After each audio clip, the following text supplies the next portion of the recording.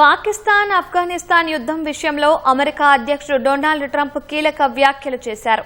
తాను యుద్ధంలో జోక్యం చేసుకుంటానని, కానీ పాకిస్తాన్తో తాను చాలా బాగా కలిసిపోతానని వ్యాఖ్యానించారు. పాక్ గొప్ప ప్రధాని సైన్యాధ్యక్షుడు ఉన్నారని పేర్కొన్నారు. వారిద్దరిని చాలా గౌరవిస్తానన్నారు. ఈ యుద్ధంలో పాకిస్తాన్కే మద్దతు ఇవ్వనున్నట్లు అమెరికా విదేశాంగ శాఖ సంకేతాలు ఇచ్చింది. తాలిబాన్ల దాడుల నుంచి తమను తాము రక్షించుకునే హక్కు పాకిస్తాన్కు ఉందని అమెరికా విదేశాంగ శాఖ సహాయ మంత్రి అల్లిసాన్ ఎం హూకర్ పోస్టు చేశారు. తాలిబాన్ల దాడుల్లో చనిపోయిన పాకిస్తానీల కుటుంబాలకు ప్రగాఢ సానుభూతి ప్రకటించారు.